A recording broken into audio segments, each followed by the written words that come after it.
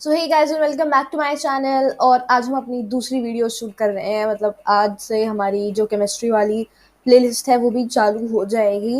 And आज जो हम पढ़ने वाले हैं वो है पीरियोडिक टेबल। आपने ये पढ़ा होगा नाइन्थ क्लास में भी, बट अब हम थोड़ा रिविजन भी करेंगे और फिर न्यू टॉपिक्स पढ़ेंगे। मतलब बेसिकली आज जो हम पढ़ेंगे वो है पीरियोडिक प्रॉपर्टीज़ के बारे में। आपको नहीं पता होगा अभी कौन कौन सी पीरियोडिक प्रॉपर्टीज़ हैं, बट 2 या 3 दिन में हम ये वाला चैप्टर भी ख़त्म कर देंगे। ओके, तो बिल्कुल टेंशन वगैरह लेने की कोई बात नहीं है। So without any further do let's get started. So आज का जो हमारा टॉपिक है that is periodic table, periodic properties and variation of properties. तो जो बुक हम यूज़ कर रहे हैं वो है कॉन्साइज सेलिना केमिस्ट्री। मतलब जो हम साइंस की बुक्स कर रहे हैं वो सारी की सारी कॉन्साइज सेलिना की है। ओके, एंड सेलिना पब्लिशर की मेरे को बुक्स पर्सनली भी बहुत ज़्यादा अच्छी लगती हैं, तो you can use that also. नहीं तो चीज़ें कभी भी चेंज नहीं होती हैं। नहीं तो मैं आपको एक और बुक बता सकती हूँ सब्सटीट्यूट में, that you can use is Virat J Dalal's book. Okay, यहाँ मेरे पे वो भी बुक है, दैट्स ऑल्सो वेरी नाइस। मैं आपको उसके प्रैक्टिस क्वेश्चंस भी दूंगी पीडीएफ के तौर पे, आप वो भी कर सकते हो। वो आपकी प्रैक्टिस के लिए बहुत ही ज़्यादा इम्पॉर्टेंट है। तो अब हम चालू करते हैं। तो मैं आपको आज आपकी बुक की पीडीएफ से ही पढ़ाती हूँ ताकि आपका जो बुक में टेक्स्ट है वो भी रिवाइज होता रहेगा। ये बेटर वे होती है पढ़ाई करने की, ताकि जो लाइन बाय लाइन मैं आपको पढ़ाऊँ और आपको समझ आ जाए। सो एलिमेंट्स एलिमेंट्स तो आप सबको पता ही होगा कौन कौन से होते हैं। सोडियम, पोटाशियम, कैल्शियम, सारे के सारे वो एलिमेंट्स हैं। इतनी बड़ी हमारी पीरियोडिक टेबल है, ये पूरी एलिमेंट्स से ही तो भरी पड़ी है। तो elements are the pure substance which are made up of one type of atom. तो ये बहुत इंपॉर्टेंट बात होती है कि that elements are made up of only one type of atom. और ये बेसिक यूनिट होते हैं सारे टाइप के मैटर के। और एलिमेंट को एक ऑर्गेनाइज मैनर में पढ़ने के लिए हमने इन्हें क्लासीफाई करा है। वाई आर एलिमेंट्स क्लासिफाइड ये भी हम आपको बताएंगे। एक हम रिविजन वाली क्लास करेंगे तो मैं आपको उसके अंदर बता दूंगी। नहीं तो अगर आपने नाइन्थ में अच्छे से पढ़ा है आपको अच्छे से पता होगा, ताकि क्योंकि इतने सारे एलिमेंट्स अगर हम अलग अलग पढ़ेंगे ना तो क्लटर हो जाएगा। ओके, तो हम क्या करते हैं, हमने एक टेबल बना रखी है जिससे हम पढ़ेंगे। तो you have studied in class 9 contribution of Dobereiner, Newlands, Mendeleev to the classification of elements. तो ये तो हम सब ने पढ़ रखी है। तो डोबर्निया ने ग्रुप वो एलिमेंट्स को 3 ग्रुप में कंबाइन कर दिया था। ठीक है, ये आपको पता ही होगा कि 3 ग्रुप में कर दिया था। और जो उनका एवरेज था वो जैसे डिवाइड करने पे आ रहा था, ये आप सबको पता होगा। ओके, उसके बाद आते हैं न्यूलैंड पे। तो न्यूलैंड ने क्या कहा था, Newland observe that when elements are arranged in increasing order of their atomic mass, every eighth element beginning from any element resembles the first element in its physical and chemical properties। तो Newland ने क्या कहा था कि जब हम elements को increasing order में अरेंज करते हैं तो जो एट्थ एलिमेंट और फर्स्ट एलिमेंट जो है, हम किसी भी एलिमेंट को एट्थ एलिमेंट से स्टार्ट करें और उसका जो फर्स्ट एलिमेंट देखें तो फिर वो दोनों फिजिकल और केमिकल प्रॉपर्टीज़ को रिजेंबल करते हैं। उसके बाद बात करते हैं हम मेंडलीव की। तो मेंडलीव बहुत बड़े साइंटिस्ट थे। ओके, मतलब हम सबके दिल में एक रिस्पेक्ट होनी चाहिए उनके लिए। और उन्होंने ये पीरियोडिक टेबल हमें दी बिल्कुल बना के। और कुछ तो ऐसे एलिमेंट्स थे जो उस टाइम पे डिस्कवर भी नहीं हुए थे, बट उन्होंने फिर भी प्रेडिक्ट कर दिया था कि और भी एलिमेंट डिस्कवर्ड होंगे, तो उन्होंने उनके लिए भी खाली स्पेस छोड़ दी थी। सो Dmitry Mendeleev, a Russian chemist, gave the first periodic table of element based on his law, which states that the properties of elements are the periodic function of their atomic masses. The arrangement enabled Mendeleev to place 63 elements known at that time in vertical columns, groups, and in horizontal rows periods। Okay, तो उन्होंने क्या किया था, उन्होंने elements को arrange किया था उनके एटॉमिक मास पे। ठीक है, तो इससे उन्होंने 63 एलिमेंट्स को अरेंज कर दिया था। उन्होंने वर्टिकल कॉलम्स ली थी और हॉरिजॉन्टल रोज ली थी, जिन्हें हम ग्रुप्स और पीरियड्स कहते हैं रिस्पेक्टिवली। ठीक है, तो moving on, he predicted the existence of those elements which were yet to be discovered, as I already told you. But this method could not explain the position of certain elements the rare earth metals and isotopes. These defects were removed when Henry Moseley put forward the modern periodic table. तो ये question आपके ICSE 10th में आ सकता है कि किसने law modern periodic table discover की थी या मॉडर्न पीरियोडिक लॉ डिस्कवर किया था. Both are same. ओके, तो फिर आपके दिमाग में बस एक ही नाम आना चाहिए, that is Henry Moseley. Okay, या that was the person who did it. तो इसके नीचे ना एक अंडरलाइन लगा लो. Okay, and anywhere in your book you can write this question, or I will be making a Word document in which I will place all the important questions and then you can do that also. So, तो गलती क्या थी जो Mendeleev ने करी? तो उन्होंने क्या किया था, सारे के सारे एलिमेंट्स को ना एटॉमिक मास पे उन्होंने क्लासिफिकेशन करी थी, पर वो मेथड ना सारे एलिमेंट्स पे नहीं हो पाया था. मतलब जो रेयर अर्थ मेटल्स और आइसोटोप्स थे, उनके लिए वो नहीं हो पा रहा था. तो इसलिए फिर हेनरी मोजले ने हमें दी modern periodic law, which is very important. Okay, underline कर दो. उन्होंने स्टेट किया था the physical and chemical properties of the elements are the periodic function of their atomic number. तो जो फिजिकल और केमिकल प्रॉपर्टीज होती है एलिमेंट्स की, वो उनके पीरियोडिक फंक्शंस होते हैं उनके एटॉमिक नंबर की. उसके बाद later on Niels Bohr gave the extend form of the periodic table. तो फिर हेनरी मोस्ले तो उसको अरेंज किया. उसके बाद जो बिल्कुल जो पूरी लॉन्ग फॉर्म जो बनाई ना, वो नील बोर ने बनाई. मतलब नील बोर का इतना ज़्यादा रोल नहीं था, बट जो मेन काम था वो हेनरी मोस्ले का था. Okay, but he is also important आपके ICSE 10th के लिए. And this is the periodic and this is the definition of the periodic table, and this is the periodic law that you need to learn. Okay, so this is also very important. You just need to mark this. Okay, a tabular arrangement of element in groups, vertical columns. So what are groups? Groups are vertical columns. We will also learn groups and periods in depth in this chapter and in this class also. And periods horizontal rows. तो periods को horizontal रोज कहते हैं और groups को कहते हैं हम vertical columns. That highlight regular trend in properties of the elements is called periodic table. तो ट्रेंड, अब आप सोच रहे हो कि जैसे आजकल फैशन ट्रेंड चल रहा है, वैसे पीरियड्स में भी ट्रेंड होता है, पीरियोडिक टेबल में भी ट्रेंड होता है एक. पर वो पीरियोडिक टेबल में जो ट्रेंड होता है वो चेंज नहीं होता. वो एक बार बन चुका है और अब वही ट्रेंड चल रहा है. ओके, हाँ. तो फिर अब हम साइलेंट फीचर्स पढ़ेंगे मॉडर्न पीरियोडिक टेबल के. तो the modern periodic table has 18 vertical columns. They are known as groups which are arrange from left to right in order. तो जो वो ग्रुप्स हैं वो लेफ्ट टू राइट अरेंज्ड है order में.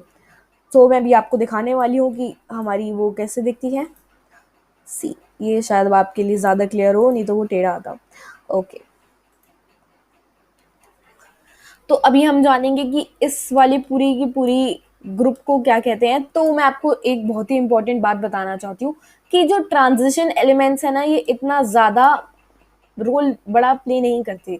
ये जो 3 to 12 है ना, हम इतना ज़्यादा इन्हें चीज़ों में कंसिडर नहीं करते. जब मेनली हम चीज़ों में देखते हैं, इन्हें बस एक ही नाम दे देते हैं हम, रिप्रेजेंटेटिव एलिमेंट. बट जो मेन एलिमेंट्स होते हैं वो होते हैं ग्रुप 1 to 13 से लेके 18 तक. ओके, और सबका एक एक स्पेशल नाम है जो भी हम पढ़ेंगे. और ये होते हैं लैंथेनाइट सीरीज और ये होती है एक्टिनाइट सीरीज. अब आपके दिमाग में क्वेश्चन आ रहा होगा कि ये लैंथेनाइट सीरीज और एक्टिनाइट सीरीज को इन्होंने नीचे क्यों कर रखा है. लैंथेनाइट सीरीज और एक्टिनाइट सीरीज की एक प्रॉपर प्लेस अब तक भी नहीं बन पाई है. और अगर हम इसे पीरियोडिक टेबल में डालते तो जो पीरियोडिक टेबल की जो शेप थी ना, वो बिल्कुल डिसऑर्ट हो जाती. ओके, तो कोई फिर पॉइंट नहीं रहता कि हमने पीरियोडिक टेबल बनाई, क्योंकि फिर किसी को कुछ भी समझ नहीं आता वैसे भी. तो फिर अब हम वापस अपनी थ्योरी पे आते हैं. सो यहाँ पर दे रखा है कि the group 1, these elements are known as alkali metals as they form strong alkalies with water. तो आपके पेपर में क्वेश्चन आ सकता है कि why are group 1 elements known as alkali metals. So you just need to write because they can form strong alkalis with water. Okay, तो ये एक number का क्वेश्चन आ सकता है. If you want you can write it in your book. Okay, it will be very helpful for you. So अब हम अगली line पे आते हैं. तो group 2 alkaline earth metals they form weaker alkali as compared to group 1 element. ठीक है, yes. और अब हम पढ़ने वाले हैं ग्रुप 3, 4, 5, 6, 7, 8 जिन्हें हम 3 to 12 के सारे एलिमेंट्स को हम कहते हैं ट्रांजिशन एलिमेंट्स. और इसके अंदर जो सारे के सारे एलिमेंट्स प्रेजेंट होते हैं वो मेटल्स होते हैं. ओके, आई थिंक आपकी बुक के अंदर ये लाइन नहीं लिखी है. If you want to write you can add it that all the elements present in this group are metals. Okay, they have two outermost shell incomplete. Okay, this is very important. उसके बाद हम आते हैं group 13 पे. Like 3 to 12 को तो इन्होंने एक में ही कर दिया. उसके बाद ग्रुप 13 को बोरोन फैमिली कहते हैं. अब क्वेश्चन आएगा कि why is group 13 known as boron family, what is the reason behind it. क्योंकि जो बोरोन है ना वो अपने पूरे के पूरे ग्रुप को रिप्रेजेंट कर रहे हैं. So because boron is the first member of this group, that is why it is written as boron family. Okay, or represented as boron family. उसके बाद हम आते हैं नीचे ग्रुप 14 पे. तो उस पे आता है कार्बन फैमिली. अब वापस पेपर में क्वेश्चन आ सकता है कि why is it known as carbon family. So you simply need to write that carbon is the first element or first member of this group, that is why it is known as carbon family.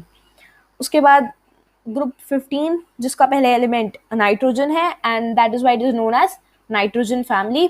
Group 16 जिसका पहला element oxygen है, oxygen family बोलते हैं. और इसको एक बहुत ही ज़्यादा इंपॉर्टेंट वर्ड बोलते हैं जिसे हम कहते हैं chalcogens. Okay, many of you will not know how to pronounce it, but word को ना तोड़ने की कोशिश करा करो and then try to speak it.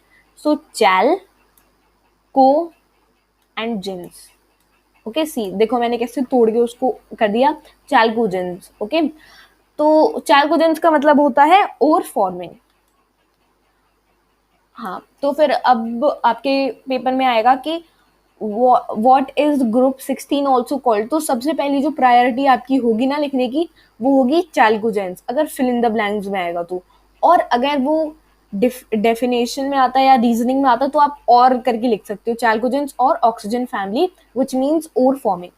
उसके बाद हम आते हैं ग्रुप 17 पे. These elements form salt and so are known as halogens which means salt former.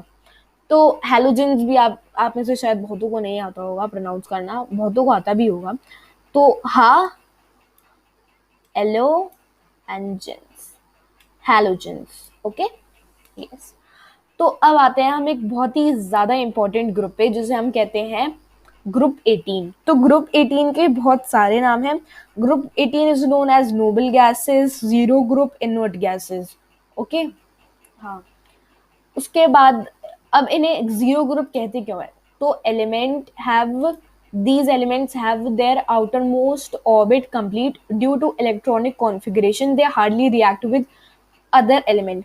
तो यहाँ तो लिखा है कि hardly react with other element, but basically ये बिल्कुल ही रिएक्ट नहीं करती.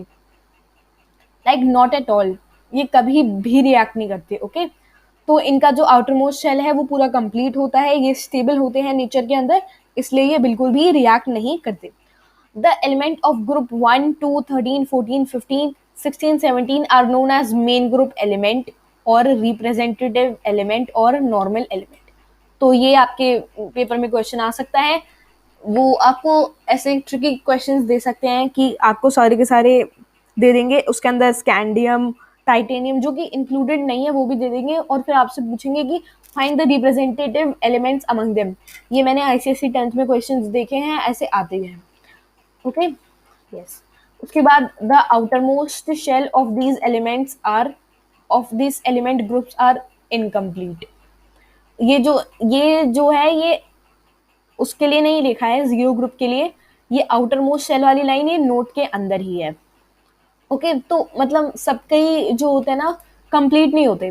Like the configuration for group 1 will be they will have 1 electron in their valence shell. Okay, group 2 will have 2 electron. ये भी हम डिटेल में बिल्कुल अच्छे से करेंगे, ये इनका वेरी करता रहता है ग्रुप 3, 4, 5, 6, 7 का। Okay, group 13 if we will configure it, we will have 3 electrons in valence shell, while in group 14 we will have 4. In group 15 we will have 5.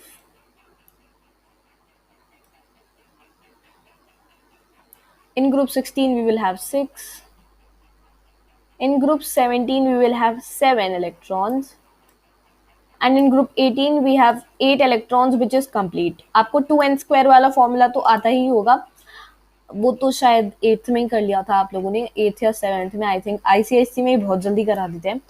Okay, yes. उसके बाद हम आते हैं पीरियड्स पे। अभी हमने किया है ग्रुप, अब हम करेंगे पीरियड।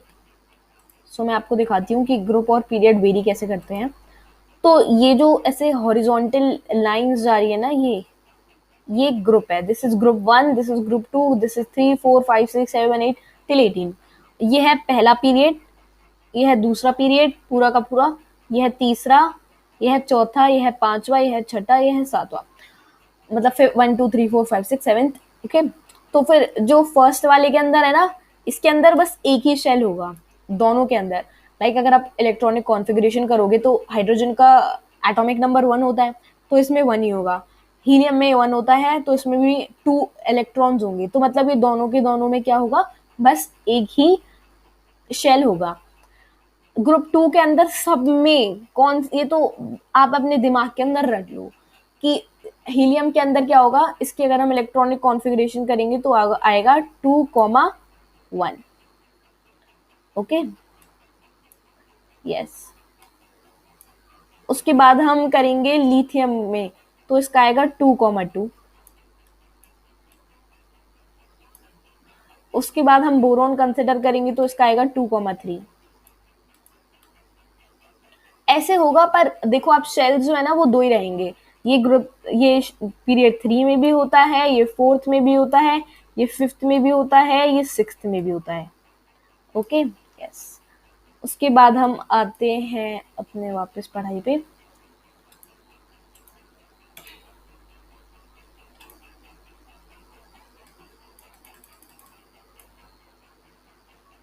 तो periods, there are 7 horizontal rows in modern periodic table. Okay, they are known as periods.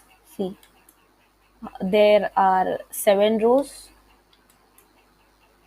horizontal rows, okay, not vertical. Vertical are known as groups, horizontal are known as periods. Okay, the number of shell present in an atom determine its period. Okay, so the number of shells present in an atom determine its period. Elements of period 1 have 1 shell, elements of period 2 have 2 shell, and that of period 3 have 3 shell, and so on. Okay, so ये shortest period होता है हमारा period 1। देखो मैंने आपको बताया था कि इसके अंदर जो एलिमेंट्स हैं वो है 2 एलिमेंट्स, ठीक है। और नंबर ऑफ सेल्स कितने हैं, एक, दोनों के अंदर। अगर आप इसकी कॉन्फ़िगरेशन निकालोगे, इसमें 1 होगा, इसमें 2 होगा। उसके बाद इसके अंदर 3, इसके अंदर 4, 5, 6, 7, 8, 9, 10। इनका इलेक्ट्रॉनिक जो कॉन्फ़िगरेशन है ना वो थोड़ी अलग हो सकती है। लाइक जो नंबर ऑफ शेल्स है वो सेम रहेंगे। अब आउटर मोस्ट ऑर्बिट में कितने शेल है वो वेरी कर सकता है। Okay, yes. तो आपको ये याद रखना है कि जो लॉन्गेस्ट पीरियड होता है वो होता है 6th और 7th वाला। अब यहाँ एक हमें नोट दे रखा है which you will study right now. Note, lanthanides group 3 of the 6th periods and actinide group 3 of the 7th period have similar properties because they belong to the same group 3. They are shown in the bottom of the periodic table because they are large in number, and if shown in the main body, the table will distort its shape. As I have told you earlier कि इनको अलग लिखते हैं, इनको हम साथ में नहीं लिखते हैं। उसके बाद हम अगला टॉपिक करेंगे, उसके बाद that is The third period elements Na, Mg, Al, silicon, phosphorus, sulfur, chlorine summarize the property of their respective groups and are known as typical elements. Okay, तो ये आपके पेपर में आ सकता है. What are typical elements? So that's what you need to know. All the third period elements that summarize the property of their respective groups. तो हम elements तो periods में ले रहे हैं, पर वो प्रॉपर्टीज किसकी समराइज कर रहे हैं? अपने रिस्पेक्टिव ऐसे ग्रुप की.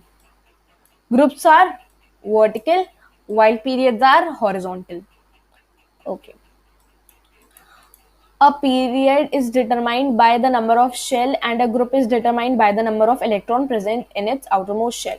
तो जो पीरियड है वो उसे कैसे डिटरमाइन करते हैं? नंबर ऑफ शेल से, और ग्रुप डिटरमाइन होता है नंबर ऑफ इलेक्ट्रॉन जो कि उसके आउटर मोस्ट शेल में प्रेजेंट है. जिसकी sodium has atomic number 11 and its electronic configuration is 2,8,1. It has 3 orbits bracket में shells and has 1 electron in the outermost orbit. Hence, it is placed in the third period and group 1. Similarly, calcium atomic number 20, electronic configuration 2,8,2 is placed in fourth period and group 2. See, there are 4 shells. अगर 4 shells हैं तो पता चल गया कि period कौन सा है? फोर्थ. और जो आखिरी वाला जो शेल होता है उसे हम कहते हैं वैलेंस शेल. उसमें जितने भी इलेक्ट्रॉन हैं वो बताते हैं कि उसका ग्रुप कौन सा है. जैसे कि सोडियम का 11 है तो 2,8,1 हुआ. इसके अंदर कितने शेल्स हैं? 3. तो फिर इसका पीरियड क्या होगा? 3. और आखिरी वाले में कितने हैं? 1. तो ये कौन से ग्रुप का हुआ? Group 1. Okay, so that's it for this video. और अभी हम एक न्यू वीडियो बनाने वाले हैं that will be for periodicity. Okay, तो हाँ आज ही मैं अपलोड कर दूंगी ये वाली वीडियो भी. सो या गाइस, तो प्लीज़ सब्सक्राइब कर दो चैनल को और रेगुलर रहो पढ़ाई में. और अभी तक जहाँ तक पढ़ाया है आप उसको गो थ्रू करो. और अगर आपको कोई भी डाउट्स आते हैं just let me know in the comment section. I will clear them all. And thank you and please keep supporting. That's all. Okay, bye.